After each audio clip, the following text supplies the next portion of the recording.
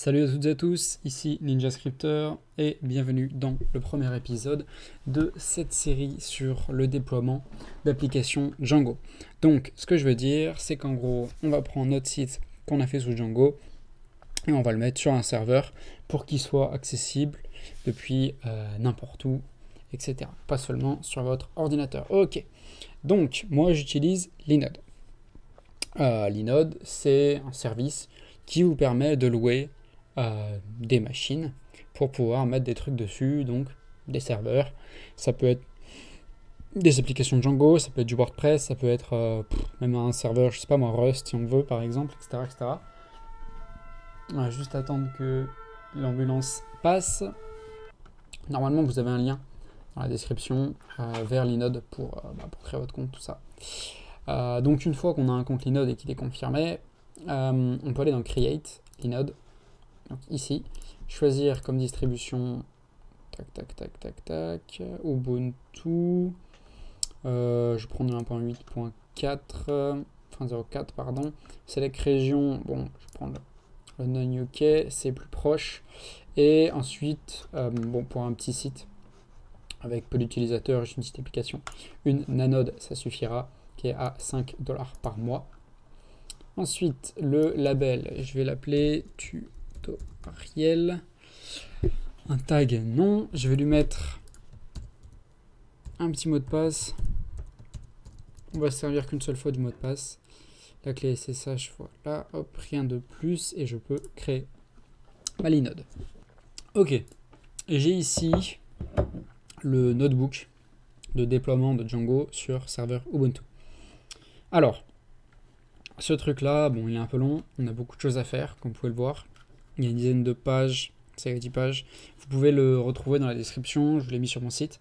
Vous pouvez y aller, simplement, et télécharger cet e-book. Okay, alors, ce qu'on va faire ici, c'est qu'on va aller dans l'onglet Network. On voit que notre Linode est en train de démarrer. On va aller dans Network.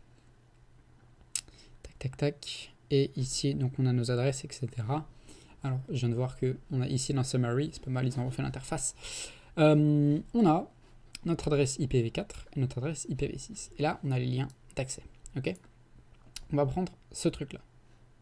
Hop, on le copie. Ici, le premier. On va aller...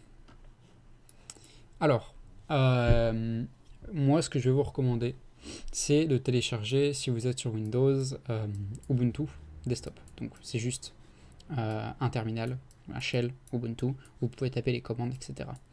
Vous pouvez le trouver sur l'App Store de Windows, tapez Ubuntu Windows sur internet, vous allez le trouver.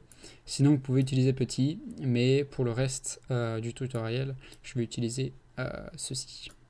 Voilà, je vous mettrai le lien aussi pour le télécharger. On va faire un clic droit pour coller, entrer. Et là, on va demander si on veut continuer ou pas. J'appuie sur entrée. Ah, oui. Voilà.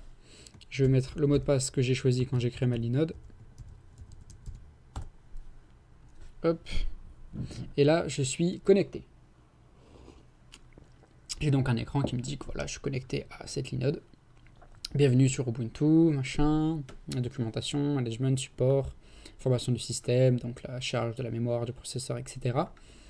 Premier truc que je vais faire, c'est que je vais faire CTRL-L, hop, pour effacer tout. Et la première chose qu'on va vouloir faire sur notre machine, c'est la mettre à jour. Donc pour ça, on va faire app, comme ça, update, et, WE, apt, upgrade. Hop. Évidemment, vous avez toutes les commandes ici. Tac, tac, tac, donc CH root, yes. Ensuite, on update, on upgrade. Hop. Je vais me faire un truc comme ça, peut-être que c'est plus simple comme ça. Hop, poursuivre. Je sais pas si c'est assez zoomé, peut-être que je peux zoomer un peu dans la console comme ça. Je pense que ça devrait le faire. Parce qu'en général sur le lecteur YouTube c'est un peu petit, je vais essayer de voir si je peux pas zoomer là un peu aussi, voilà, hop. Ok, bon pour moi c'est un peu gros, mais ça devrait être plus lisible. Je vais faire une coupure parce que ça va être assez long, enfin assez long, certainement 1 minute ou 2, donc je vous reprends dès que c'est terminé. Voilà, alors normalement pendant la mise à jour, Ubuntu va vous demander si vous voulez installer les nouveaux paquets, oui ou non, truc comme ça. Évidemment, vous mettez oui, sinon ça sert à rien. Et on continue. Alors, maintenant, on va définir notre hostname. Le hostname, c'est le nom de la machine. C'est plus pour faire beau qu'autre chose, mais c'est sympa. Donc là, on est l'utilisateur root et on est sur localhost. C'est le nom de l'hôte. Ok ? Et donc, c'est ça qu'on va modifier. Donc pour ça, on va dire hostname, donc le nom de l'hôte, ctl, set hostname, et là on va mettre le nom qu'on veut mettre. Donc moi je vais mettre tutoriel. Vous pouvez mettre ce que vous voulez. Voilà. Ensuite, on va éditer le fichier host. Donc on va nano. Nano, c'est un petit éditeur de texte que vous avez en ligne de commande sur Linux. Hop, on va aller dans etc et dans host. Hop là. Donc là, on est dans le fichier host. Donc ici, hop, je rajoute une ligne. Je vais aller chercher mon adresse IPv4 ici. Je la copie. Je la mets là. Attendez, je vous remets le notebook. Voilà. Tab. Et du coup, en face, sous localhost, je vais mettre le même nom, donc tutoriel. Une fois que c'est fait, je vais appuyer sur CTRL X pour exit, CTRL X, modifier, enregistrer les modifications. J'appuie sur Y. Donc là, nom du fichier, je touche rien, j'appuie sur entrée. Et c'est parti. Voilà. Donc maintenant, si... Alors attendez, je vérifie que j'ai pas fait n'importe quoi. Oui, c'est bon. Donc maintenant, si je fais exit et que flèche du haut, je refais SSH root sur la machine. Hop, je remets mon mot de passe. Pouf. Maintenant, je suis root, donc l'utilisateur, l'admin, sur tutoriel. Ensuite, je vais ajouter un utilisateur. Pourquoi je vais ajouter un utilisateur? Tout simplement pour des raisons de sécurité. J'ai pas envie d'utiliser l'administrateur comme utilisateur. Ok? Donc pour ça, je vais descendre un petit peu. Hop, je vais utiliser une commande explicite add user, mon user. Moi, je vais mettre ninja. Hop. Alors, un mot de passe. Donc je vais mettre un mot de passe. Voilà, je vais retaper mon mot de passe. Pouf. Là, vous pouvez mettre vos infos perso, c'est pas nécessaire. Voilà, est-ce que les informations sont correctes? Y pour yes. Voilà. Ensuite, je veux donner des permissions, plutôt les permissions d'administrateur à mon nouveau utilisateur. Donc, je refais add user, le même, ninja. Et cette fois-ci, j'écris après sudo. Et adding user ninja to group sudo. Donc, on ajoute ninja au groupe sudo, donc le groupe qui a des permissions administrateur. Hop. C'est fait, tout simplement. Ensuite, hop, je peux CTRL L, je peux exit, et du coup, je peux refaire cette commande, sauf qu'à la place de root, je vais mettre ninja. Donc, je vais me connecter en tant que ninja. Donc là, mon mot de passe n'est plus le même, c'est celui que j'ai mis pour ninja, et voilà, je suis connecté en tant que ninja à tutoriel. Voilà. Ensuite, maintenant, dernière chose qu'on va vouloir avant de rentrer dans le concret, la dernière chose qu'on va faire en termes de préparation de la machine, c'est de créer une clé SSH pour pouvoir se connecter sans utiliser de mot de passe et aussi d'une façon un peu plus sécurisée. Okay. Donc, je suis... Alors attendez, c'est pwd, je suis dans home/ninja. Ok. Donc là, ce que je vais faire, c'est que je vais créer un dossier ici. Donc je vais faire mkdir, donc pour make directory, donc créer un dossier, -p pour créer l'arbre complet. Ensuite, hop, un petit tilde, je sais pas comment ça s'appelle, petite vague en français. Ça veut dire dans mon dossier utilisateur, ok. Ensuite, slash, je suis dans mon dossier utilisateur, et je fais pas SSH, mais .ssh. Donc je crée un dossier qui s'appelle SSH, et le point devant, ça veut dire que ça va être un dossier caché. Hop, et donc là, si je fais ls, donc ls, c'est pour lister tous les fichiers, tous les dossiers qu'il y a dans mon dossier. Sauf que là, il m'affiche rien, c'est normal, c'est un dossier caché. Par contre, si je fais ls espace -a, pour lui dire d'afficher tout, je vois là des dossiers cachés, hop, hop, hop, hop, hop, et il y a le mien. Donc je peux aussi utiliser L pour afficher en liste. Bon, là il m'affiche rien, mais je peux faire liste, hop, donc je l'affiche en liste et tu mets tout. Et là, j'ai cet affichage-là, pardon, qui me met aussi par exemple les permissions, le propriétaire, etc. Voilà, voilà. Ensuite, donc ce que je vais faire, c'est que je nettoie ça. Là, on va se rendre sur notre bureau. Donc, hop, je quitte, exit. Donc là, je suis revenu sur mon ordinateur, mais je suis dans Ubuntu. Si je fais un ls, j'ai des trucs. Voilà. Et ce que je vais faire, c'est que je vais créer une clé SSH. Hop, donc, j'utilise SSH-keygen pour générer une clé SSH. J'utilise l'argument -f pour dire que je vais préciser un nom. Et pour la localisation, donc c'est mon dossier utilisateur, mais pas sur le serveur, cette fois-ci sur mon ordinateur, dans Ubuntu. Hop. Je mets mon fichier dans le dossier caché SSH, qui cette fois-ci existe déjà. Je lui donne un nom, donc je vais mettre tutoriel. Pouf. On attend un peu. SSH. Oh là là, j'ai créé SSH. Excusez-moi. SSH. Hop, on envoie. Là, on peut mettre une passe-phrase, donc un mot de passe, en gros. Moi, je vais dire non, j'en mets pas. Voilà. Et là, j'ai ma clé. J'ai une représentation visuelle de ma clé, mais peu importe. Si je fais ls, j'ai rien. Par contre, si je vais dans SSH, ici, je vais avoir ma clé. Elle est quelque part. Voilà. Tutoriel, elle est là. Ici, elle est cachée. Voilà. J'ai tutoriel et j'ai tutoriel.pub. Ok? Donc, maintenant, ce que je vais faire, alors, il faut que je m'arrange pour que vous puissiez voir comme ça. Maintenant que j'ai ma clé, donc je vais même retourner en arrière avec CD, comme ça. Je vais, hop, vider. Ce que je vais faire, c'est que je vais faire SCP. SCP, c'est comme copie, mais c'est une version sécurisée. On va dire ça. Alors, SCP. Je vais dire que le fichier que je veux copier, il se trouve dans mon dossier utilisateur, toujours sur mon bureau, dans le dossier caché SSH.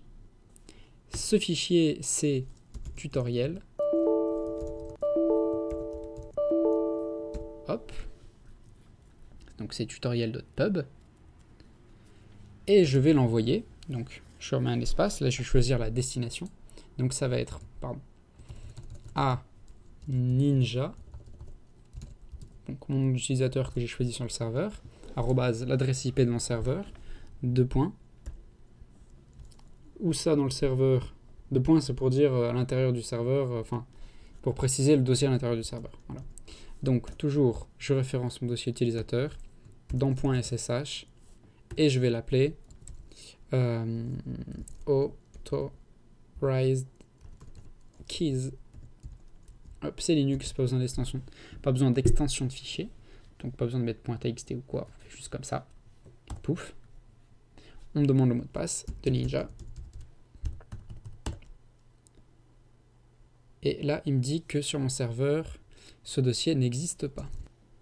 Voilà, c'est bon. J'ai trouvé mon erreur. J'ai écrit tutoriel au lieu d'écrire tutoriel. Donc forcément, ça va pas fonctionner. Voilà. Et là, let's go. Mon mot de passe. Voilà. Donc j'ai envoyé mon fichier tutoriel.pub. Donc ce que je peux aller faire tout de suite, c'est que je peux me reconnecter au serveur, donc avec SSH, mon nom, l'adresse IP. Hop. Et là, je peux faire un CD dans SSH. Hop. Et je peux ls-la. Et je vois qu'il est bien arrivé. On a authorized keys. Ok. Donc ça, c'est cool. Maintenant, je vais aller sur mon serveur. Je retourne. Enfin, j'y suis déjà. Hein. Vous comprenez bien. Je suis ce qu'il y a dans mon notebook. Alors, comment est-ce que je vais vous le mettre maintenant? Ouais, comme ça, c'est pas mal. Il faut que je rezoome un peu. Excusez-moi. Hop, vu que j'ai changer de fenêtre. Ce que je vais faire, c'est que je vais modifier les permissions. Donc, chmod 700 sur... on va pas rentrer dans les détails aujourd'hui. En ce qui concerne les permissions sous Ubuntu, on va juste aller au plus vite parce que la série va déjà être assez longue. Donc, 700 sur le dossier SSH. Donc, le mot de passe. Voilà. Et ensuite, avec l'étoile, on dit tout ce qu'il y a dans le dossier SSH. Et on va mettre 600. Enfin, 600 pour être plus précis. Voilà. Ensuite, on peut quitter. Et ensuite, vous allez faire cette commande pour créer un fichier config dans votre dossier SSH qui est donc dans votre terminal Ubuntu, là, sur votre bureau, dans Ubuntu. Je ne vais pas vous montrer le contenu de ce fichier, tout simplement puisque il y a pas mal d'informations personnelles. Simplement mes serveurs et les serveurs de mes clients dedans. Donc, ce que je vais faire à la place, c'est que je vais créer un fichier ici, tuto conf. Sauf que vous, il faudra créer le fichier qui s'appelle config, pas tuto conf, dans ici. Vous pourrez copier-coller. Et en fait, ce que vous allez faire, voilà. Ensuite, on va nano tuto conf. Et ce que vous allez faire dedans, c'est que vous allez mettre host. Vous allez mettre un nom. Donc, sûrement le même. Je mets tutoriel. Voilà. Ensuite, vous allez faire tab. Vous allez mettre user. Vous allez mettre mon user. Donc, moi, c'est Ninja. Hop, retour à la ligne tab. Hostname. Vous allez mettre l'IP. Donc, votre IP, là. Blablabla, votre IP. Vous allez mettre identity file. Donc, identity file. Et vous allez mettre donc parce que quand on a créé la clé, on a eu deux fichiers. Moi, j'ai eu tutoriel et tutoriel.pub, pardon. Et donc là, moi, j'ai envoyé tutoriel.pub sur mon serveur. Mais ici, je mets tutoriel tout court. Hop. Et donc, c'est le nom que vous avez choisi. Ok. Hop, vous enregistrez. Donc moi, ce que je vais faire, c'est que je vais rm, je vais supprimer ce fichier, je vais aller modifier mon fichier config et j'arrive. Voilà. Maintenant, ce qui va se passer, c'est que si je fais SSH sur le nom que j'ai choisi dans mon fichier config, celui que j'ai mis en face de host, donc ici, il va automatiquement me connecter sans que j'ai besoin de mettre le mot de passe puisque il utilise la clé SSH. Donc là, je suis bien Ninja. Ok. Maintenant, ce que je vais faire dans mon serveur, c'est que je vais faire sudo nano. Donc sudo pour dire... En fait, sur Windows, il y a exécuter en tant qu'administrateur. Pour sudo, c'est pareil. Sudo nano, etc. Enfin, etc, pardon. SSH. Et c'est le fichier qu'on modifiait, c'est sshd, config. Pouf. Donc là, je vais chercher deux choses. Voilà. Je vais chercher permit root login et password authentification. Donc, permit root login, il est ici. Je vais le passer en no. Permit root login, c'est pour autoriser ou non la connexion de l'administrateur. Moi, je veux mettre non. Ensuite, c'est password authentification. Donc, c'est pour autoriser la connexion par mot de passe. Et maintenant que j'ai ma connexion par clé SSH, je veux plus qu'on puisse se connecter par mot de passe. Donc, elle est ici. Donc, j'enlève le dièse, comme dans Python. Le dièse, c'est pour les commentaires. Hop, je l'enlève pour que ça prenne effet. Et à la place de yes, je mets no. CTRL X, oui, Y, entrée. Hop, CTRL L pour effacer. Et donc, ce que je vais faire maintenant, donc toujours sudo, sauf que maintenant, on va utiliser systemctl. Tout ce qui finit par ctl, en gros, c'est, on va dire, les contrôles. Voilà. Donc là, c'est les contrôles du système. Je vais mettre restart SSHD. Donc redémarrer SSHD. Voilà. Et donc maintenant, si je me déconnecte et que je fais un SSH Ninja... Oula. Alors là, je pense qu'il va pas me demander mon mot de passe. C'est ça le problème. Ouais, voilà. Je pourrais pas vous montrer. Tant pis, SSH tutoriel. Hop là. Non, pas ls, c'est clear, je crois. Voilà. CTRL L, c'est clear, c'est bon, c'est pareil. Ok. Maintenant, dernier élément, on va installer un pare-feu. Donc, toujours sudo apt install ufw. ufw, ça veut dire je sais pas si c'est user friendly firewall ou c'est un truc comme ça. Bref, en tout cas, c'est un pare-feu. Voilà, c'est installé. Maintenant, ce que je vais faire, CTRL L, c'est que je vais dire à ufw, par défaut, tu autorises le trafic sortant, outgoing, allow donc pour autoriser, outgoing pour sortant. Ensuite, par défaut, donc default, tu deny, donc tu interdis le trafic entrant, incoming. Voilà. Et c'est ici qu'il faut être attentif, ok? Parce que là, on vient d'interdire le trafic entrant. Donc si on sauvegarde et qu'on quitte comme ça, on ne pourra plus se connecter. Donc d'abord, avant tout, ce qu'il faut qu'on fasse, c'est sudo ufw, il faut qu'on autorise le SSH. Comme ça, on pourra se reconnecter. Ce qui est fait. Et ce qu'on va faire maintenant, hop, c'est qu'on va autoriser le port 8000. Si vous êtes attentif, vous reconnaîtrez que le port 8000, c'est le port qu'utilise Django quand on est en mode développement. Hop. Et on va s'en servir pour tester notre site avant de le déployer complètement. Donc sudo ufw enable, ou là, pardon, ufw enable, hop, oui, voilà, et sudo ufw status pour voir ce qu'on a. Et là, on voit qu'on n'a que... Oula! Ah ok, j'ai mis SSH encore au lieu de SSH, c'est pour ça. J'ai failli me... j'ai failli me bloquer en dehors du serveur, là maintenant c'est bon.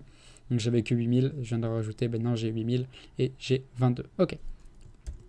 Donc c'est cool. Ensuite, on va passer à la partie uploader son app Django. Alors, pour ça, ce que je vais faire, c'est que je vais créer un petit site Django vite fait. Vraiment minimal, juste avec une page d'accueil. Et je vous reprends après.